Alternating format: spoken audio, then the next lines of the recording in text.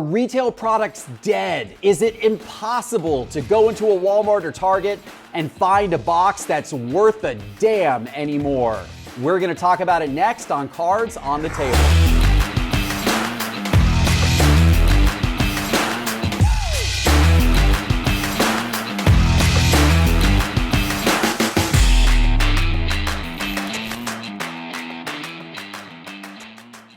Hello, sports card investors, and welcome to another episode of Cards on the Table. We've got a lot to get to today, so let's jump right in. Teapot, welcome back to the show, sir. Talking some retail. We are talking some retail today. It's going to be exciting, maybe exciting. Doug, welcome back. I cannot believe, by the way, that the Florida Gators ended up with a higher seed than Kentucky this postseason. You've already made it farther than we have. You're already in the round of 32. See, Doug's doing my own commentary for me. I like this. Welcome to the show, Doug, and welcome to you. We've got an important topic right now to talk about right off the bat here, and this is what is going on with retail product in the sports card world. We all remember back to the pandemic where it was absolutely impossible to find boxes of anything on the shelves of Walmart or Target or other big box retailers. Well, guess what?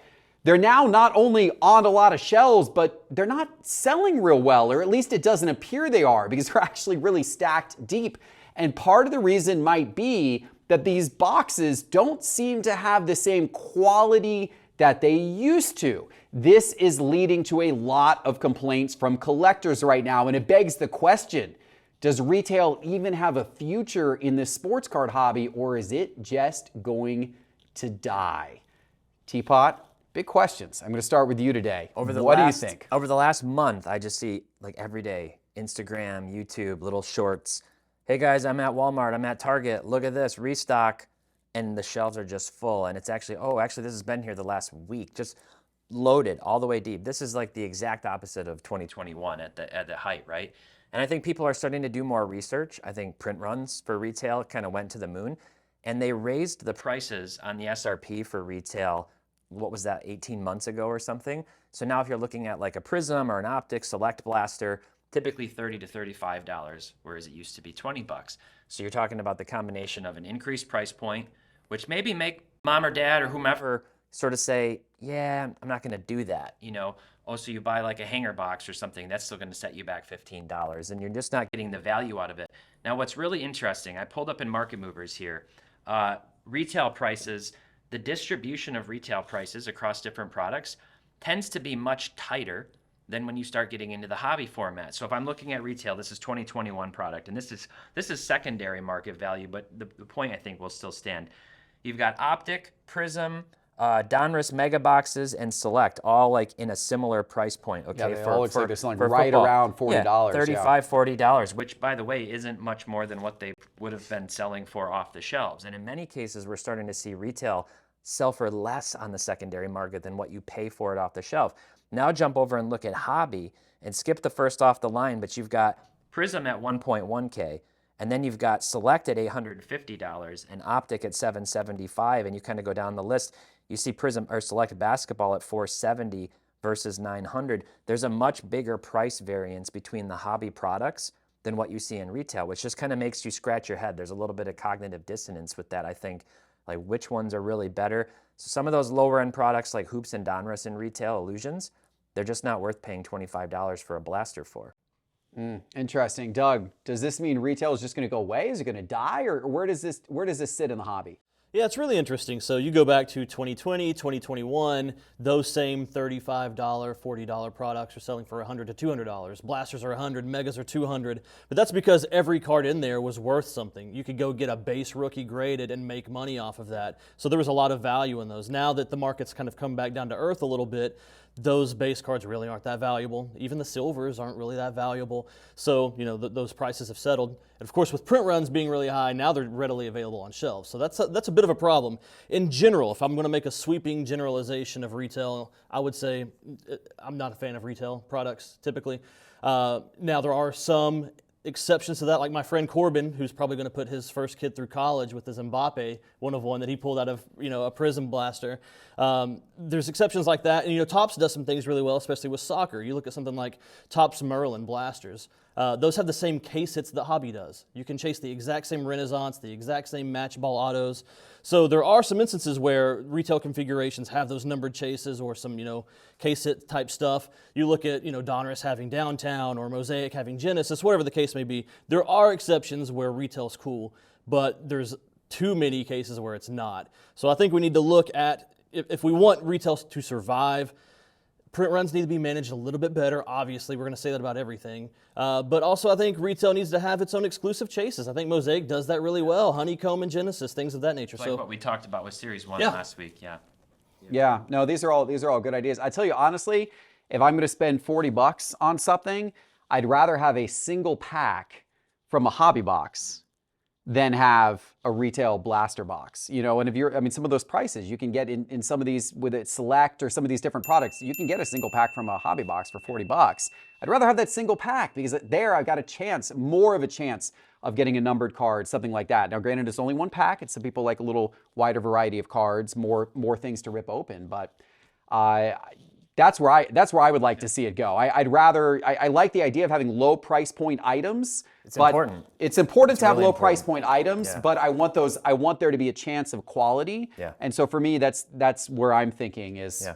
give me a pack of something with quality rather than more cards with a lot less You got quality. to find the sweet spot. To where people still want to buy it, but you can actually hit something and Speaking of sweet spot, there's some sweet auctions in Pristine Auctions weekly auction here going on. Doug, what do you have your eye on?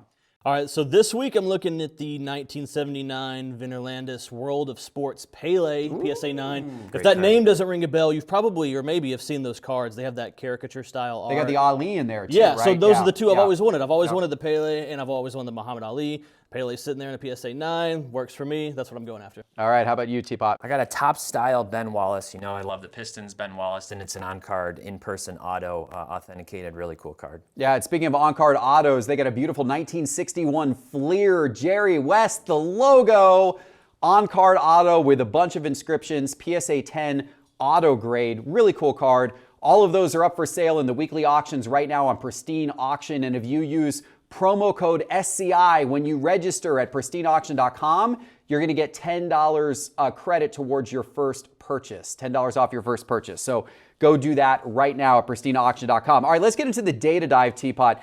You might have turned some heads this last weekend on the YouTube channel when you started declaring players like LaMelo Ball a bust already. We're a couple years into the guy's career. He's no Lonzo Ball at this point. I don't know. Have we declared him a bust a little too early? But I don't know. You took this stand against him and against some other pretty popular players and saying their card prices, they may not be going anywhere good. Tell us more about this. Well, as per usual, our video team taking maybe some creative liberties with the title, but I didn't necessarily, he is a bust. What I did do was compare him, as I've done in the past, and I just like to do this, who do they most compare to, right? And then what's the ultimate upside and what's the downside and where's the sweet spot? And so take LaMelo, for example. I said, if you were going to dream up a best case scenario where the games compare and other things, you're talking about a tall point guard, LaMelo's 6'7", right? Who are you going to compare him to? Magic Johnson as that's your dream scenario, right? I don't think that's going to happen. Westbrook, who I brought up in the past, probably similar stat-wise, very similar. And these are, in their year 3 stats. The guy that hurt the most is Penny Hardaway, my childhood PC, because of the injuries. And you had Magic back then saying that this guy, Penny Hardaway, is the next me, Magic, and it didn't work out. And so I hope that, LaMelo can come back and play. And then some stat similarities with D'Angelo Russell, who's had a decent career, but has kind of bounced around, and his cards really aren't worth very much. So I looked at the upside and the downside, and then I shifted into saying, what about the ultimate downside for just picks in general when you look at first-round draft picks? You've got Cameron Payne, 14th pick, Moutier, 7th pick, Rodney Hood, the 23rd pick, Hazonia, 5th, and Exum, 5th. These are all cards that did not sell on eBay this week. Flawless RPA of a 5th overall pick didn't sell for $32. That's the ultimate downside when these guys don't work out. And so it's sort of just forecasting ahead and saying, choose wisely where you spend your money, and you got to hit a home run. Otherwise, some of these guys could sort of tip off into the wrong direction. So who do you have the most concern about right now? In the NBA, overall players, I'd be pretty worried about LaMelo. I'm worried about Cade Cunningham. He's already injured early. I'd pretty much be worried about anybody, like I said, who's not going to be top 2 or 3 of this generation. I just think there's a lot Over of time. Yeah, Over time. Yeah. Over time. Do any of those guys have a shot? Does LaMelo have a top 2 or 3 of this generation shot in the long term? Yeah, I think these guys that we're talking about, like Anthony Edwards or LaMelo, might be a little early to write them off. Yeah. Because we've seen these guys from previous draft classes. It took a few years for Shea Alexander, for instance, 2018 to just now his market is like catching fire. So there's still room for this. Interesting name that might be added to that list soon could be Zion. Another guy who... John Morant. If it never stays healthy. But look, we're talking about ultra-modern guys. There's always going to be players like this. Every single year, there's going to be guys that were drafted very high. 100%. Lonzo Ball. We mentioned Lonzo Ball. We've got guys like Markelle Fultz, who was a #1 draft pick. Yeah. DeAndre Ayton, not a bust necessarily, but for a #1 draft pick, that card value doesn't really Marvin add Bagley. up there. Marvin Bagley was #2, I think, in that same class, right? R.J. Barrett, Kobe White. Yeah. Go over to football. Like, look at 2019 football. That's always one that I think about. Guys in there like Gardner Minshew, Jarrett Stidham, Drew Lock. Yeah. That whole class just really never materialized outside of Kyler Murray and Daniel Jones. So it's always a risk. And really what we're doing now is we're making a case for vintage. Like, this is why you go with the safe player. Or even proven players. I mean, you go back a few years, and if you go for a Giannis or LeBron or Mahomes or those types of players, I mean, at least they've got a ring. At least they've got an MVP award. At least there's or more, multiple, obviously, in some of those cases.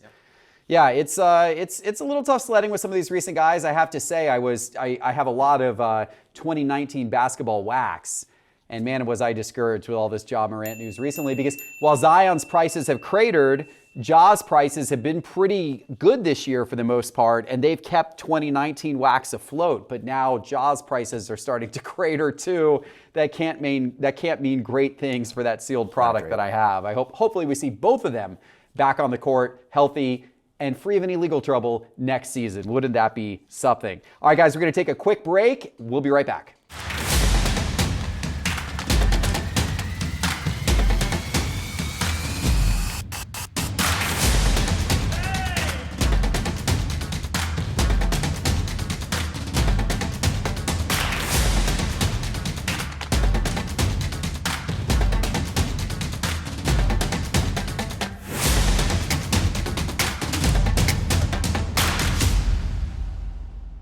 Guys, you got to check out Stand Up Display's new incredible jersey and team stands. Go shop them right now. It's standupdisplays.co. That's standupdisplays.co. Okay, Doug, let's go to you with this next topic. This was suggested by one of our viewers in the YouTube comments on a prior episode. They wanted to know favorite brands for each sport. So, basketball, football, baseball, soccer. One interesting thing about this is sometimes you'll find, and it may be true with us, that people love Prism for football, but not basketball, or they like Select for basketball. You get different desires around different brands, right? Yeah. Some may translate over to soccer better. What are your favorite brands for each sport and why? Well, Prism is not going to be on my list at all. Interesting. I've never been just a huge Prism fan. So with basketball, and there's some similarities for me between basketball and football, a lot of crossover there, but Optic is always going to be one of my favorite sets. I feel like Optic Hollows look better than Prism Silvers. The Rated Rookie brings back so much nostalgia for me. I love the Rated Rookie logo. That's just really important to me. On-card autos as well for Optic stuff, right? I think that's really awesome. I like Court Kings as a set. Yep. Court Kings is one of my favorite basketball sets. I love the different levels of cards, level 1 through 4 rookies, for instance. Really good inserts, case hits like Blank Slate. And then Select. I've always been a Select guy. I mean, I know Select now, since it's been kind of watered down by retail. Watered down. That's kind of an issue, but if you go like 2019 Select and prior, hands down one of the best. Looking at football, again, Optic for the same reasons, plus you've got the Downtown, right? Downtown's one of my favorite inserts to chase. Select again, but also Contenders for football. Yeah. And the reason I think it's more important to me in football than basketball is I think that Brady Contenders is so iconic, it just means more in football. I don't know if that's the right parallel I'm drawing there, but in my head, I feel like that's what's connecting me with Contenders and football. And then soccer, 2019, Topps Finest Soccer is always going to be one of my favorite products of all time. The Erling Haaland chase was such a big part of my summer, that year. Obsidian Soccer, one of my favorite sets. Obsidian's a fun set to love open. Obsidian. Yeah, it is. And then Merlin Soccer. Yeah. Merlin has an expanded checklist outside of Champions League. Usually unique rookies you don't get in other products, which makes that little bit more special. All right, quickly, Teapot, give me yours. All right, I'm happy he saved it because I do not like contenders. I would put that on the get rid of it from our last week's conversation. But a similar story, I would say high end. I actually really like Noir. I think it's one of the sneaky products. Yeah, it is. 2013, 15, and 18 Prism for me are my 3 favorite Prism years for basketball. I like 2013 to 18 Select. I love Court Kings, especially the early years, same 2013 to 2018. And I mentioned 2016 Studio Basketball before. Baseball, love Stadium Club. Love Tops and Tops Chrome, just timeless. Finest, my favorite years, probably 11, 12, and 14.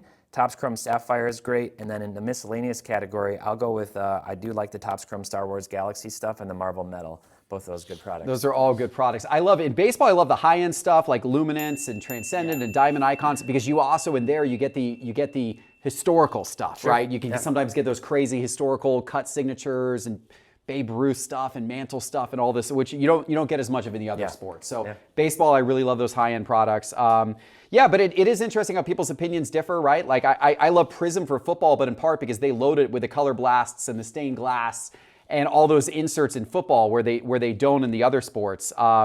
And Select for basketball. On the high end, I like National Treasures better for basketball, the iconic RPA, but I like Flawless better for football. Interesting how that shifts around. Let's go to our next reader question. Should auctions really be the go-to for finding card comps? This is an interesting question, right? And it's kind of hotly debated how people should interpret comps and when comps are appropriate to use. Are using auctions specifically, the results of completed auctions, whether it's an eBay auction or a PWCC weekly auction or Golden weekly auction, is that where you should be looking, Doug, for the most accurate comp prices?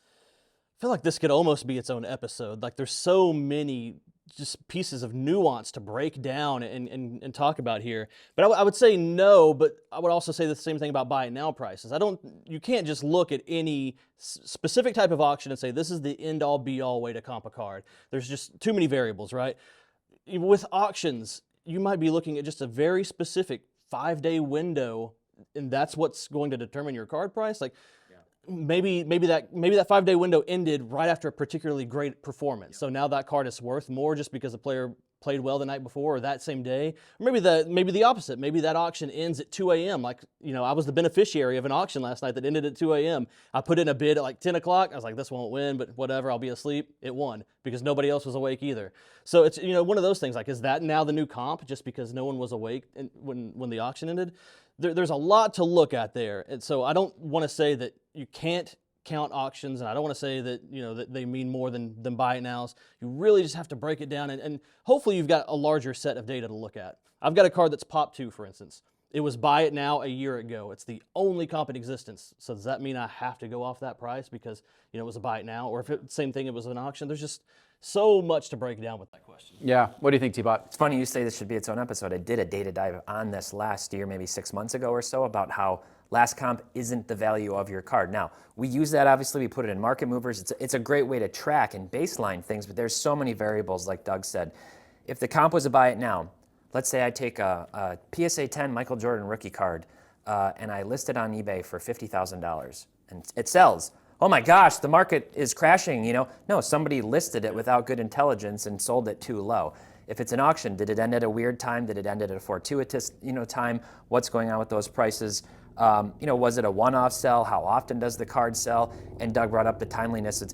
Is that player now injured since their last one? Or were they injured and now they're back? Like, there's so many factors that go into it. You have to take all that into consideration in order to really derive the value. And at the end of the day, with an auction, that card is actually, in theory, only worth what the next loser was willing to pay, right? Mm-hmm. The person who won it paid the most. So if you were to put the same card back out again, in theory, it's going to go for one bid increment less than that. Or on the other hand, maybe that winner was willing to pay a lot more, but no one was bidding them up. Yeah. So you never quite know. There's all these nuances to it. Obviously, the best way to understand a comp is to have multiple sales, which you can blend together. So blend auctions, blend buy it nows, blend different marketplaces. Of course, an amazing way to do that is with Market Movers, of course, because we do that in Market Movers. And you can check out Market Movers by going to sportscardinvestor.com, clicking on Market Movers in the main menu bar. Not always that easy if there's only one sale recently on a card, and then you have to sometimes take some of these things into account and do a little bit of research and look at it and understand how that card was sold, who bid on it, etc. All right, guys, I hope you enjoyed this episode. If you have a question you'd like us to answer next week, leave that question in the YouTube comments. We'd love to answer your questions. If you enjoyed the episode, give us a like, give us a subscribe, and go to standupdisplays.co to get your awesome jersey and team stands now. We'll see you next week. Take care.